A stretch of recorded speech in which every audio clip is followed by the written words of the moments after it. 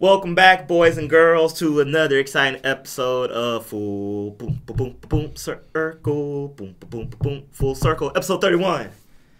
Thank you for joining us for another week. As you know, we have matured as we do on this show quite often. Like a fine wine. Yes, a very fine wine. A fine cheese. God, I'm hungry. You know me. I'm Odell Harmon Jr. You can find me at Odell Harmon Jr. If you ain't followed me by now, but you've been watching this show, shame on you. And if you haven't followed me, Jared Fradette, at ToonVelo, double shame on you. Tis. But we have a good episode for you today this week, and maybe we'll change your mind.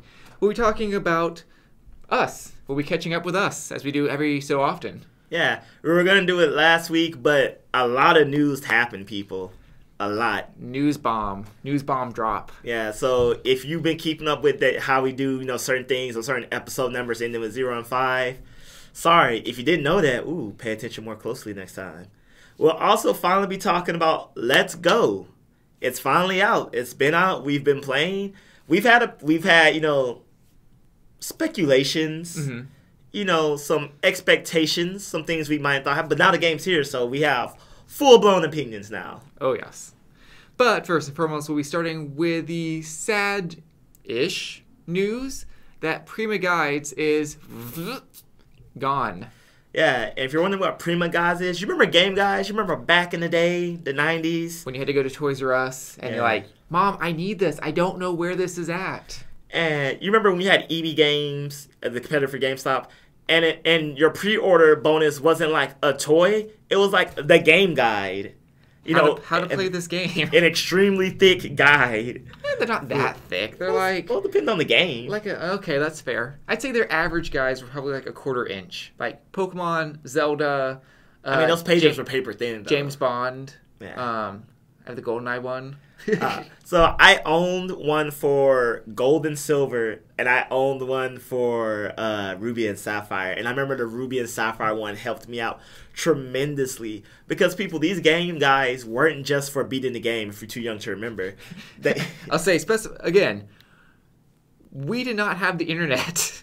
It did not exist. And if you did have the internet, you had dial-up, and the sites all the numerous sites that just had the quantums amount of information about any game possible just weren't there. It was all like forum based, and if you ask anybody who knows me, I hate forums. I find them hard to read. Scrolling through like, that's a comment, that's an opinion, that's a comment, opinion, joke. Oh, here's the fact I need. So again, yes, they would help you beat the game, but as you know, a lot of games contain a lot of secrets. A lot of games contain a lot of post-game content. And honestly, unless you just happen to find it by chance or had a friend who told you or heard it through the grapevine, half these things you would never know exist. And one of the things I always like, they always pointed out the nice, Easter eggs or, homages. Not homages, is that the word? I'm not sure what you're going for there. The nice homage. There you go, the nice homage to other games. The nice Amish parts of the game, beards, wood-crafted. Yeah, so they were really great. And if you grew up gaming in the 90s, you definitely had one. If you didn't have one, you know what they look like. If you're watching, we're putting pictures up of guides. And, you can just be like, oh, yeah. Right, they had concept art in them, cover art, origins. Yeah, the cover art was really fancy because, they actually legit, sometimes they were just simple, the cover of the game. But there was always unique things to them. And it was kind of cool to own it. It was just kind of like, you said that there were more than just guides. There were like art books and just fun facts.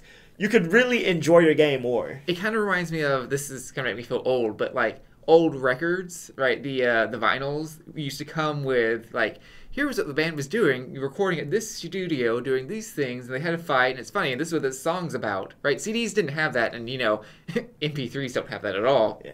So, because of the Hoenn guide, I caught Phoebus. Because I really wanted a Milotic. You weren't going to catch it unless you knew this information, people. Yeah, so I wanted a Milotic. And I remember I felt so proud because back before breeding and all that, if you wanted a Phoebus and Ruby and Sapphire, you had to want it.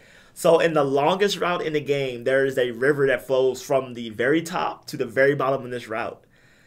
And so Amphibious only has 100% catch rate, but it only appears in one square. So if we're talking about pixels here, people, we're talking about this river is probably like... one unit that the sprite will take up the screen.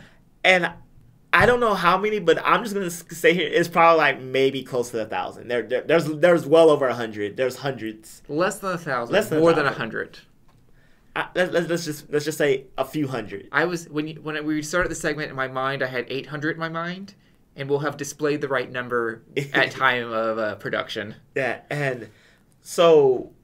Unless you just got crazy lucky. You had to literally fish every tile of this river a few times. Because it says something like if you fish like 5 to 10 times, you haven't caught it, it's a great chance. Because if it appears there, it appears a lot.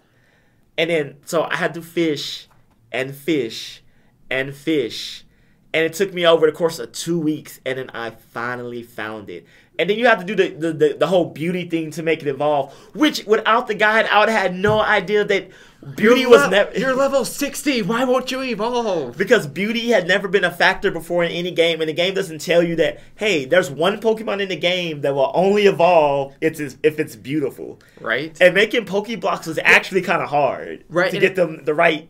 everything. And, this was the mechanic if you want it to go into, like, pageants. They could be cool, they could be smart, they could be tough, they could be beautiful, but it was always optional. You didn't have to do it. Nothing came out of doing these things. You didn't get bonuses, and like what I said, no other Pokemon evolve from making them maximize their superlative. I want to jump in here again. I'm still talking, but before you keep going on. So our friend Gabriel, right? Like, he was super lucky. He didn't even know it was a thing. He just caught it.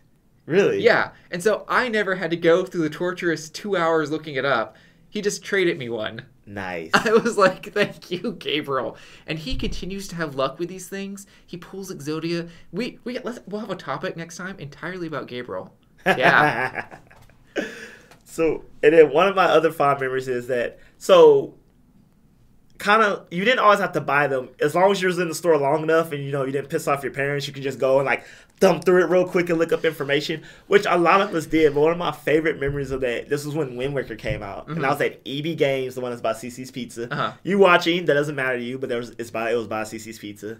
I was there with Lewis, my current roommate, and he was looking through the Wind Waker guide because I think we were stuck on something. And as he was looking through, he flipped to the page where Tetra became Zelda. And forever ruined the game for him. He was so devastated. Like, he just happened to open to the page, and it was just like her, like, becoming Zelda, which was honestly a very big reveal in the game. And I would say very well guarded. The game wasn't really alluding you to believe that she would be. She doesn't... Well, I mean, the entire style, right? You don't necessarily know who's supposed to be who other than Link. Yeah. Like, it wasn't one of those things, like, when it happened, you was like, oh, yeah, I saw it coming from a mile away. Right. I think... But then it makes sense in the course of the story. Girls with pointed ears. That's why his sister got taken. That's why she was attempted to be taken. Mm-hmm.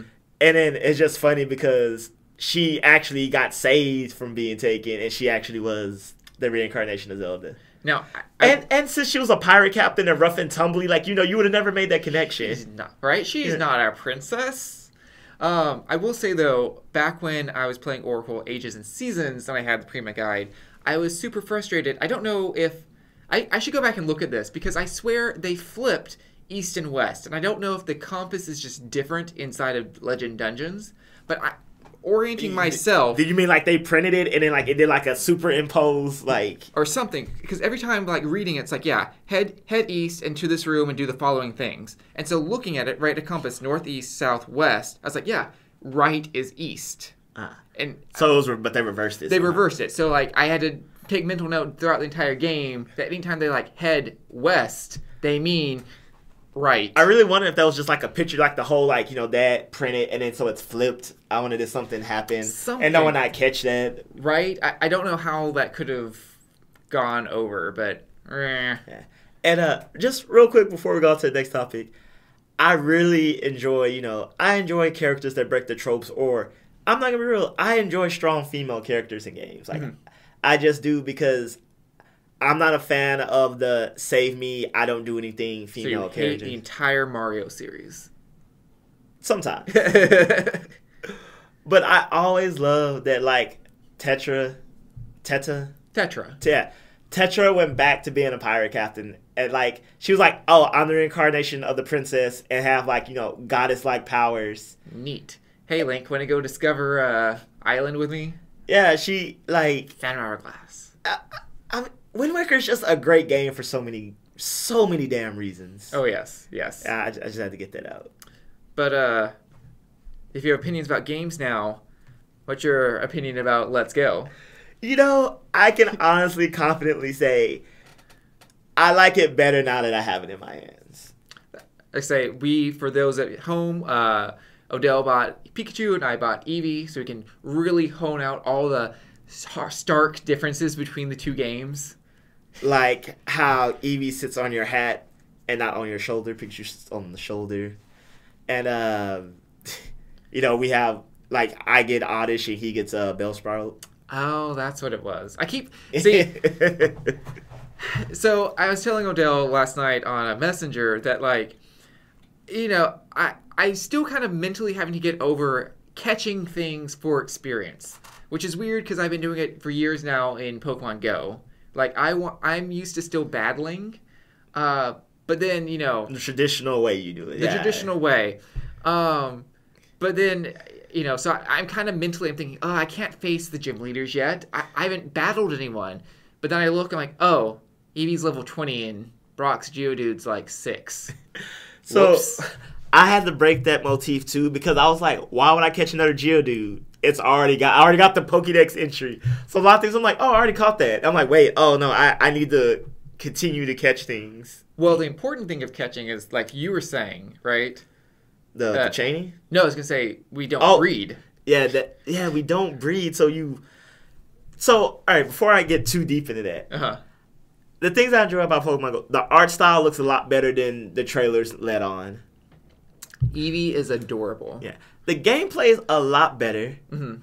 The bonding aspect I thought was hokey, but it really works because when me and Pikachu had matching outfits, I just thought that was the best thing ever. I can't. I was like, look at you. In his sportswear, and I had like, I'm not gonna lie, like, it's funny because I've never in any Pokemon game where you had an option to dress up Pokemon. I was like, that's stupid. It looks dumb as hell. I don't want to do it.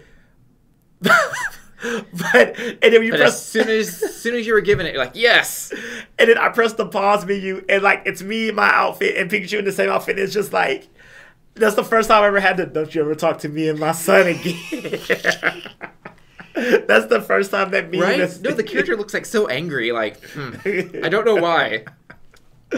So the bonding aspect is completely there. The fact that, you know, they did this in Heart Gold and Soul Silver where you can have the Pokemon follow you. Mm-hmm. For some reason, I didn't really like it there.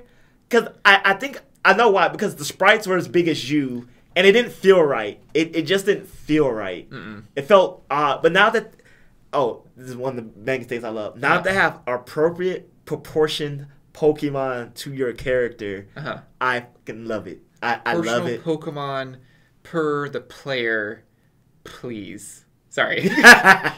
Whoa, that was some good use of alliteration. Thank you. But yeah, so like when I finally caught an Onix, when I went to a lady's house who had an Onix, and the Onix was some reason they wouldn't let me in the store. I don't know why. Yeah. And we're keeping it like early game people. We know that people start playing, so we're not gonna, At time of filming, I just crossed Nugget Bridge, so they wouldn't let. They got rid of the option to let me join Team Rocket. I always hit yes, and they never let me join. Now that's not even an option. I don't know why. Yeah. So the Pokeball Plus, as you see, we have. This is cool. You know, they said this was the size of a real Pokeball. I'm like, this must be the size of the Pokeball before you expand it. Right? I'm like, okay, because I'm like, all right, if you say this, I could believe this is the actual size of the Pokeball before you hit the whatever button that exists on it and it goes I thought they always clicked the white button. I swear all they do is just like they magically like summon it to be big. Now I'm gonna go back and see if I can find a video of it. But it's always like I remember Ash like once either did this or I've seen them like grab it like this and squeeze. I swear they've always done this. Like if for those looking, they pull it off their belt, and they have it like in this position like off to the side. And they're just kind of like like Yeah, they like. no, I swear they arbitrarily just touch it. Like it's just any tap on it just makes it expand. Okay. Well, we don't have real Pokeballs, and that technology would be like mind blowing if we did. Now, we're not just going to praise it this segment. I'll go and give it some criticism. While trying to use this with the Pokemon Go app, I don't know if maybe I haven't set it up properly, or I don't understand how like it's supposed to work like with Pokemon Go Plus. But mine is like it signals that I have Pokemon nearby me in the game, but it won't catch them for me, and I don't know. Is it supposed to automatically catch them, or don't you still have to open the game and then just signaling you to open your phone? I thought it was supposed to be from the Pokemon Plus aspect, the little clip thing or wristband. Like it would glow, like there's a Pokemon nearby, green, and you could tap. You're supposed to be able to tap the button, and it will try and catch it for you. So you shouldn't have to open the app. How'd you even know if it succeeded or not? It like flashes like chink green. Because I remember again Gabriel. He says he never opens the app unless it signals it's a Pokemon that he doesn't have in his Pokédex. But with this, the Pokeball Plus, or with the with the Poke Walker, okay, the normal one. But that being said, since Pokemon Go is now just the main feature is that you didn't have to open your app, but now that it's connected to Apple Fit or Google Fit, why open your app at all? So I'll probably resort to just using it as a carrier for the Pokemon from Let's Go. Is that criticism more for the accessory, or more criticism for Pokemon Go?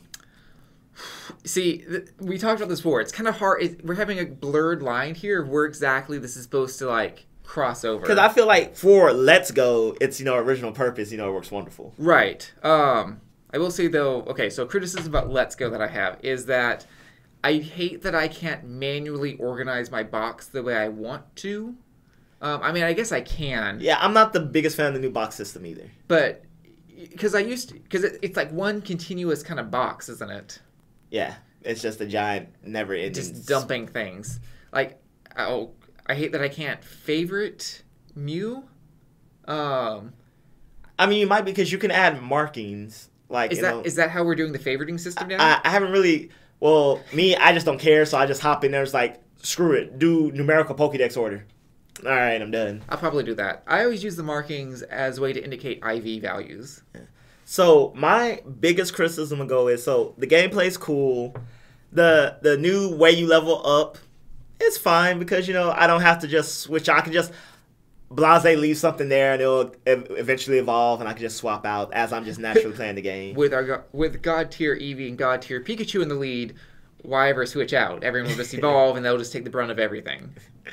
But my thing comes to, I guess, the competitive nature of the game. Mm-hmm. Because you can battle other people. You can even go online and battle other people. And I'm pretty sure the fans of Go, or people who haven't played Pokemon since its incarnation, will, of course, want to battle people. That's one of the premier things to do in Pokemon. That's the game. But, so, it's watered stuff down, but strangely kept things that I felt like it shouldn't have kept. So, IVs and EVs, to the best of my knowledge, aren't there. They're there in like a pseudo way, like in a quasi way, actually. Like they're kind of there. Right. That would be the feature of the new candy system. Yeah, the new candy system. And so there's no abilities. Right. But and there's no breeding. But we don't have abilities, we don't have breeding, but we still have natures, which seems like an odd combination of things. Like you might as well just take away natures as well. Right. For those who don't know, natures increases, one stat grows faster than the other one, and one stat grows lower than the other ones. So ideally, what? This is a complaint against the Pokemon Company in general. The stat that grows faster is in red. I don't know why that's always bothered me. It's always bothered me too. Because I think red, negative, right? Traffic lights, like go, stop. But no, red is faster here. I don't know why. I mean, in Japan, where it created, that might make sense more over there. Fair enough. I've never lived there or grew up there, so if someone, lived or grew up in Japan and be like, oh, red signifies this, then... Explain it to us, please. Yeah. We'll have you on the show. So when it comes to competitive battling, I'm just like, okay, I can't breed a Pokemon, and so I'll have to catch like 1,000 of them until I get the right nature. I'm not about that. I'm not about that. But also, rare Pokemon rarely appear. and that's a problem. Mm-hmm. And here's the other thing. There's no EV or IV checker in this game, to my knowledge. Like, they have the stat to the side, the hexagon. I've tried interacting with it, and I can't. Maybe I just haven't found the right combination of buttons yet. Yeah, and so the candies are officially, the EV boosters. You get speedy candies, toughy candies, and they increase the various stats that correspond with the name. But, again, I haven't really played around. It's like, how far does this go? Well, and how big of an impact does it have? My question is, why do we have candies, but then we still have the boosters, like protein and iron? I don't know. Like, why do we have actual stats, but we still have things like big and tiny and CP? Which also confuse me. Are those going to... Again, this kind of, I guess, leads into the further questions. Are these ever going to become canon? Are these ever going to enter the core games? Because there are, various moves and items that rely on weight and speed of Pokemon. Grass Knot, the Iron Ball, heavy weight. But they've never really played a big part because, why? Are they trying to gear up to this change in the next main game? Well, I don't think so, because even so, a big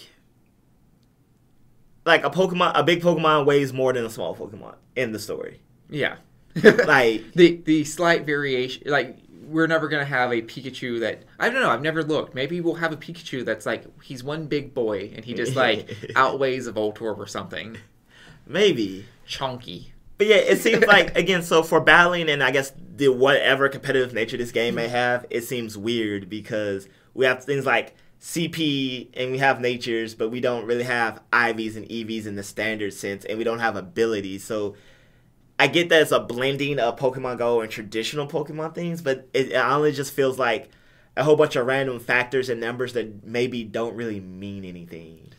I mean, well... So what if it's this Pokemon has a great CP, but its stats all suck, so what's worth more to them? What's funny is actually for the first few hours of playing, I completely didn't even notice CP was a thing, because I was just in, regular Pokemon I didn't mode. notice until an NPC told me. Oh, right? No, I think, yeah, that guy. He's like, yeah, the CP is a combination of all your stats. And I was like, oh, okay. Yeah. So, cool. Or maybe CP just might be there. If someone can't understand the stat layout, maybe it's just it signals them that this Pokemon's good. Right. I guess we're getting too technical here. I think we've said this before. This is supposed to be the bridge to invite players in and ease them into things. So it's like Odyssey. Hurry Mario, you need to get the hat to save the coins, and it's the little icons pop up amongst the text. So if you don't feel like reading, you're just got it. But I will say this, overall it's been an enjoyable experience. I'm enjoying it a lot more than I thought I would. Oh yeah, completely. Actually, this is the first game that has truly encouraged me to use my Switch as a handheld. For all the previous games, I've just left it docked and we're playing with it. But I was like, no, Pokemon feels like a in my lap game, and here we go. It really is. It's a game that you can enjoy, and I've read reviews, and they were all pretty much right. It still feels like Pokemon. Oh, completely. Which was one of my worries. So right. If anything, this is a great advertisement for the Switch in general, because I got mad. I was like, my battery started flashing. I was like, my battery's already dead. I've only been playing since 8 hours ago. Well, I guess that's fair. This is what happened to me. I was playing with my Pokeball Plus accessory. It ran out, and I was like, dang. And I just picked it up, and I was like, oh, yeah, that's right. And I was like, I can also watch TV now. There we go. Now we're Pokemoning. Also, a special shout-out to Google and Nintendo. Thank you for making everything USB-C, because I have the Pixel, and I only need one charging thing for everything. Yay. Well, so let's go. Go get it. Go. But I will say this. When Gen 8 happens, I will have real expectations. This stuff's cute now, but it's going to have to go for Gen 8. Right? This was a nice appetizer. I enjoyed this salad. When the steak comes, though, steak and sides and dessert. It needs to be cooked to perfection. Well, Jared, I think that's enough Pokemon talk for now. They get it. It actually exceeded our expectations. And it's cute and it works for now, but when Gen 8 comes out, like we said, it standards. Right. But what's been going on in your life? So, I got a promotion. Oh. Yeah. Came with a salary raise. Woo. I know. I'm supposed to get a new badge. I emailed HR like 2 weeks ago. Simply didn't reply to me at all. I have a great HR at work. Yeah. Yeah. How about you? Well, I finally got a new job. Really don't care to say what it is. It's Pammy. It's money. It's money. I'm not. I honestly, I think I'm above the work, but like it's paying me so. And I got bills, and I'm an adult. But it should fund a lot of our future project improvements for the show. And I guess one thing I like, it'll be easy to take time off. So when we go to PAX South, PAX East, if you join us. I should probably hop on that. Yeah, PAX West, because I know you love Seattle. Yes. E3, which we're doing something next weekend that's going to help with that. We'll share that when there's more to come. So it's going to fund a lot of our travels. And like I said, taking off shouldn't be a big issue. So that's always a big thing with me with a new job. Mm-hmm. Let's see. Other than that, there's some. I feel like all the new things are like things we can't share yet. I'm going to be getting a new PC soon.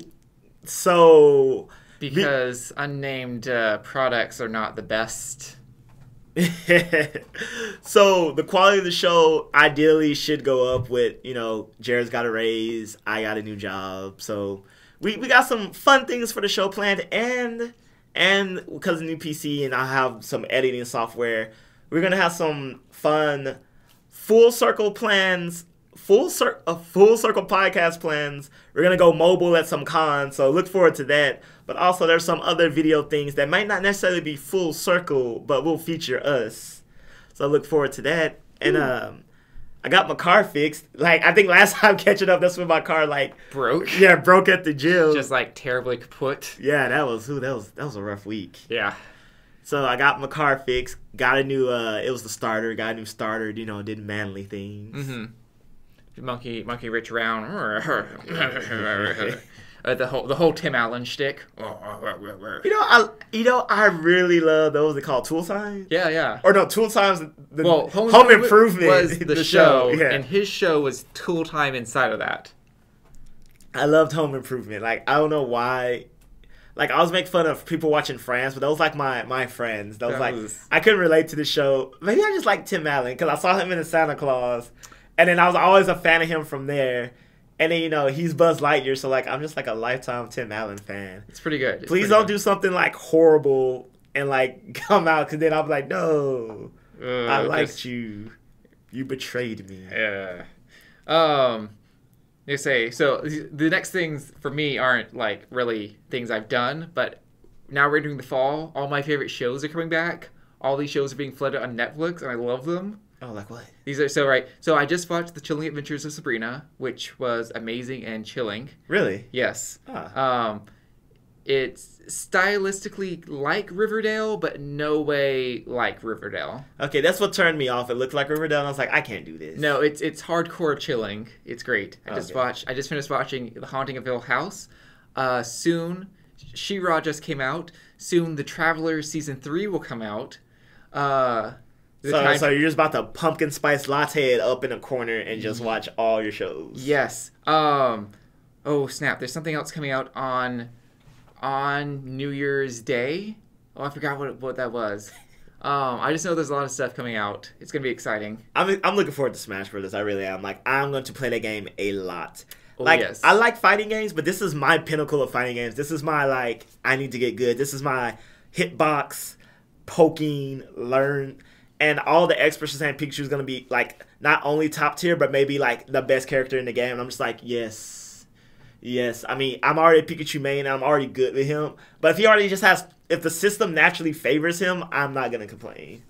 It's hard. Yes. That's going to be great. I'm trying to think, what else is going on in my life? I'm trying to think if there's anything major. Well, I feel like getting the job and my car working is pretty major. Those are pretty major. Those are some heavy life things. I don't know. I'm looking forward to 2019. Fresh new year. Fresh new start. Another year I tell myself I'm going to make it, but I feel like maybe I will this year. We have a successful show. Highly successful show. I'm getting a new PC. Woo. That will be a real big one. Yeah, people, you do not understand how many Band-Aids are holding everything together. Duct tape, push pins. Like, to everyone who watches the show and is a fan of us and who comes up to me or Jared and asks us, how do we did it? I mean, how do we do it? How do we make it this far?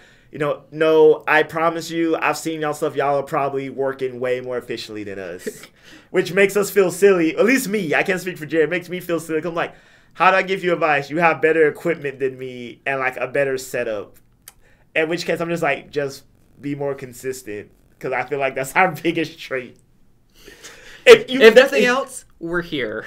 But I mean, there was literal episodes where, like, remember when the phone fell off the ceiling in the middle of filming? Like, yes, like, it was literally taped to the ceiling and it fell. It fell. We had draping fall.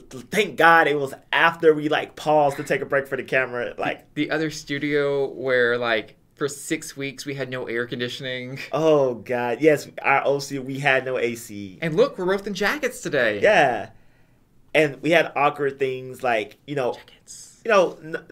I live with people, so it's to be expected. But there was always things going on. Like one episode, his family came to Guests visit. are over, dogs are over, people are mowing.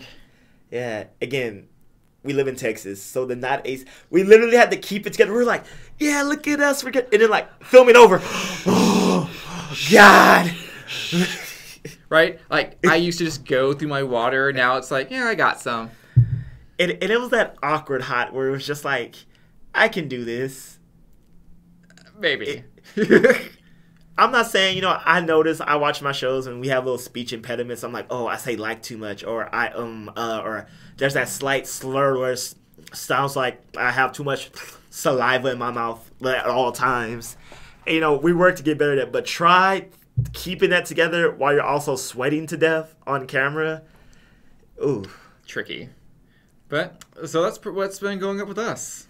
We've been doing this. We've been doing Let's Go. Haven't looked up at a guide yet. Yeah, I guess that's why they went out of business. Ooh. I mean, sad but true. Sad but true. Print is dead, and there's 30 sites dedicated to what you're doing for free. Yeah, so thank you to everyone who's joined us this long. If you want to know how we do it, we simply just do it and figure it out along the way. Because, Good advice for anybody who has a dream. Just do it. Yeah. I mean, we have day jobs and other stuff. This is no way. You know what? Someone asked me the other day, they were like, how much do you get paid for that? And I'm like, See, minus expenses, negative. But, as always, thank you for joining us. I'm Harmon Jr. You can find me at Harmon Jr. Like, share, subscribe, or don't. We're going to be here either way. And I'm Jared Fradette. You can find me everywhere at Toon Velo. But seriously, please subscribe. Yeah. I mean, you don't have to, but yes, maybe we'll get paid if y'all do that. Until next time. Enjoy your week, everybody.